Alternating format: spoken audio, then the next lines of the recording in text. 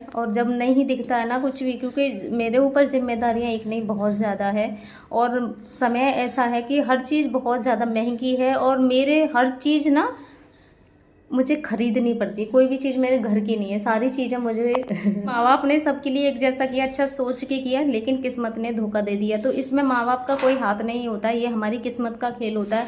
लेकिन एक होता है कि माँ बाप के द्वारा ही पक्षपात कर दिया गया एक के लिए। जय श्री कृष्णा सभी बहन भाइयों के लिए। कैसे हो आप सभी? भगवान की कृपा से सभी बहुत अच्छे होंगे, और मेरे हीरो भी ठीक है बिल्कुल, ये देखिए। और जिस टाइम मैं बैठ जाऊँ ना अपने हीरो के पास तो अलग ही खुशी होती है, लेकिन अगर मैं अभी कुछ काम करने लग जाऊँ तो खुशी भी भूल जाएंगे, सारी चीज़ें भूल जाएंगे और मुझ में बजाना शुरू कर देंगे। फिर तो बहुत गुस्सा आती है मेरे हीरो को, है ना। और अब देखो कितने खुश है, बहुत ज़्यादा खुश है। तो आज मेरे बच्चों का वो मिल जाएगा, सॉरी टेस्ट का पता चल जाएगा क्या हुआ कैसे हुआ। यहाँ से एक कई बच्चे जाते हैं यहाँ से, तो मैं उनसे ही बोल दूँगी, वो ही वहाँ पे लिस्ट में देख लेंगे। मेरी बेटी ने मेरा दिमाग इतना खा रखा है, उस समय से इतना ज़्यादा मैं परेशान कर रखी, मम्मी मेरे कितने नंबर आएंगे, और मम्मी कितने आ जाएंगे, मेरे 30 में से 20 तो आ जाएंगे तो क्या होगा। मैंने ये बोला था ना, उसमें बताया था कम से कम 10 नंबर आने चाहिए 30 में से। तो मैंने इसको बोला था, मैंने कहा कम से कम इतना आना चाहिए। तो कह रही मम्मी अगर मेरे 20 आ गए तो क्या होगा। मैंने कहा क्या होगा, और भी अच्छा होगा इतने आ जाएंगे तो मतलब उसने बोल रखा है मम्मी हमारा एडमिशन कब होगा। वो बोलते हैं ना कि नई नई सारी चीज़ें, तो बच्चों को एक अलग ही खुशी होती है। तो वही चीज़ है, उसने मतलब मेरे बेटे को इतना कुछ नहीं है, उसने मुझे परेशान कर रखा है जब से। मैंने कहा तेरे जब तक एडमिशन नहीं होगा ना मुझे परेशान करके रख लेगी तू। तो मैंने कहा मम्मी का इतना ज़्यादा दिमाग ख़राब है कि पता नहीं कैसे क्या होगा। अब यहाँ पे मुझे एक दो ने सलाह दी कि ऐसा करो तुम एक का एडमिशन हो उसमें करवा दो, और एक का यहीं पे रहने दो, जिस स्कूल में मेरे बच्चे पढ़ रहे हैं कि एक का उसी में रहने दो। तो ऐसा तो मैं नहीं करूँगी, ये सब मैं आपके लिए बता रही हूँ। मैं ऐसा बिल्कुल भी नहीं करूँगी कि एक को मैं यहाँ पढ़ाऊँ और एक को मैं वहाँ पढ़ाऊँ। अगर मैं पढ़ाऊँगी तो दोनों का ही स्कूल सेम रहेगा। अगर मुझे बदलना है तो मैं वहाँ दोनों का ही कराऊंगी, अगर नहीं कराना है तो मैं दोनों का ही नहीं कराऊंगी, क्योंकि मैं नहीं चाहती हूँ मैं अपने बच्चों में भेदभाव करूँ। ये चीज़ें पता है क्या होती है आगे चल के। एक तो बच्चे हमें बोलते भी हैं कि एक के लिए वहाँ करा रही हो मम्मी, हमें इसमें क्यों नहीं करा रही हो। और आप बताओ मैं किसको वहाँ कराऊँ और किसको मैं यहाँ कराऊँ। ठीक है, बेटे को अगर मैं कराऊंगी, ज़्यादातर यही होता है कि सब बेटे के लिए अच्छा सेलेक्ट करते हैं। सबसे तो पहले मैं नोटिफिकेशन बंद करूँ कि ज़्यादा नहीं तो बेटा अच्छे स्कूल में पढ़ जाए। बेटी के लिए तो सोचते हैं थोड़ा सा नॉर्मल में ही हो जाए, है ना, यही सोचते हैं। लेकिन मैं ऐसा बिल्कुल भी नहीं सोचती हूँ। मैं सोचती हूँ मेरी बेटी को ऐसा ना लगे कि मेरे पापा ऐसी कंडीशन में थे तो मेरी मम्मी ने मुझे ऐसे स्कूल में पढ़ाया और मेरे बेटे को ऐसे स्कूल में नहीं, ऐसे स्कूल में रख दिया। तो मैं ये सोचती हूँ मैं जो भी करूँ दोनों के लिए एक जैसा करूँ। आगे को चल के मेरे बच्चों में ये ना आए कि एक के लिए तो इतना कर दिया और एक के लिए कुछ भी नहीं कर दिया, क्योंकि ये चीज़ें भी ना, एक तो बच्चों में ही आपस में बहुत फ़र्क पड़ जाता है, दूसरा माँ बाप के लिए भी बच्चों की सोच है ना कुछ ऐसी हो जाती है कि एक के लिए तो इतना सब कुछ कर दिया और एक के लिए कुछ भी नहीं किया। और माँ बाप करते भी हैं ये भेदभाव, मैंने बहुत जगह देखा है कि माँ बाप इस भेदभाव को कर देते हैं।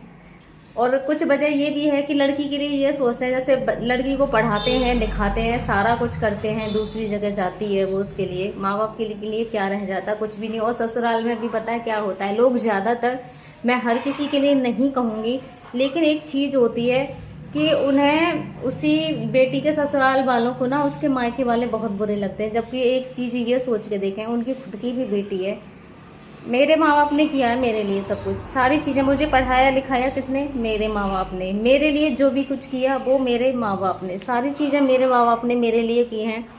तो आप सब बताइए मैं अपने माँ बाप को कैसे छोड़ दूँ, अपने बहन भाइयों को मैं कैसे छोड़ दूँ। कुछ लोगों को होता है कि उससे तोड़वाएंगे, उससे तेरा टंटा कटवाएंगे, मतलब मेरे बहन भाई जो हैं ऐसे होता है, ज़्यादातर रहता है। मायके वाले बुरे लगते हैं, बहन भाई बुरे लगते हैं, अच्छे नहीं लगते। तो भाई सबसे पहले तो मेरे लिए उन्होंने ही किया था। अगर कुछ भी होता है मेरे अगेंस्ट तो सब मेरे खिलाफ खड़े होते हैं ना, उस समय मेरे मायके वाले ही मेरे बाजू के पास खड़े हुए होते हैं। तो आप बताइए क्या, तो उस समय ना मेरे चुन्नी खींच रहे हैं, क्या हुआ, मेरे पास खड़े हुए होते हैं। तो ये तो इम्पॉसिबल ही होता है कि कोई भी लड़की अपने माँ बाप या फिर अपने बहन भाइयों से रिश्ता ख़त्म करेगी, कोई भी नहीं करेगी। जो तोड़वाना चाहते हैं ना वो भी नहीं तोड़ेंगे, ना अपने बहन भाइयों से छोड़ेंगे ना अपने माँ बाप से छोड़ेंगे वो। लेकिन फिर भी वो ये सोचते हैं कि हम ही नहीं छोड़ सकते जब अपने माँ बाप को, अपने बहन भाइयों को, तो जिससे हम कोशिश कर रहे हैं वो ही कैसे छोड़ देगी। बस सोच होती है, अपने लिए नहीं सोचता कोई इंसान, दूसरे के लिए सोच लेता है। अपनी बहू बेटियों के लिए सोच, बहू के लिए सॉरी, बेटी के लिए नहीं सोचेगा, बहू के लिए ये चीज़ सोच लेते हैं कि इसका हम इसके पीहर वालों से रिश्ता ख़त्म करवा दें।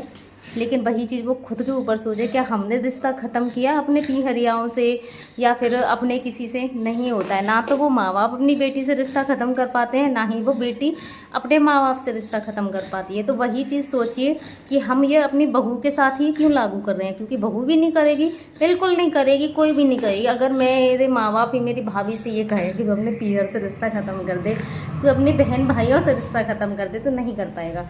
तो थोड़ा एक ये चीज़ भी होती है कि सारा कुछ माँ बाप करते हैं लड़की के लिए, लेकिन वो दूसरी जगह जाके क्या करती है, वहीं पे जाके उनके लिए सारा कुछ सोचती है। तो इस वजह से, और जो माँ बाप होते हैं ना वो लड़के के लिए सोचते हैं कि वो हमको करके खवाएगा। तो ये ज़रूरी नहीं है कि लड़का तुम्हें करके खवाएगा या फिर जो बहू आएगी वो तुम्हें करके खवाएगी, ऐसा कुछ भी नहीं है। करके खवाने वाला होता है ना तो वो हर तरीके से करके खवाता है।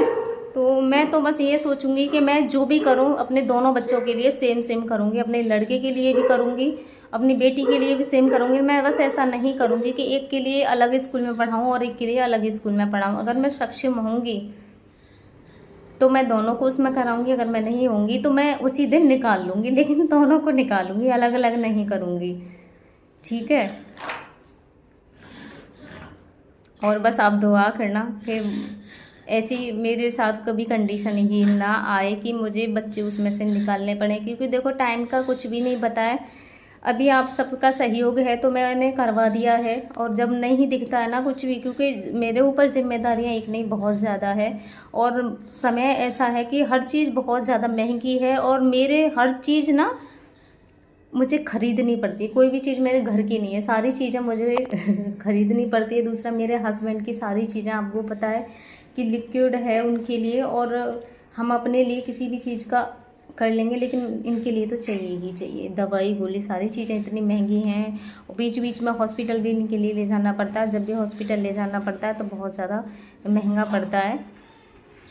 तो आप सब बस साथ मत छोड़ना कि मुझे ये चीज़ करनी पड़े कि एक बच्चे के लिए कुछ और एक बच्चे के लिए कुछ, क्योंकि बच्चों के मन में भी ये फ़र्क आ जाता है अपने माँ बाप के लिए कि एक के लिए ये सब किया और एक के लिए, और होता भी है कि किसी के लिए तो बहुत कुछ कर देते हैं और किसी के लिए कुछ भी नहीं करते हैं, जो चीज़ होती है उसे भी छीन लेते हैं।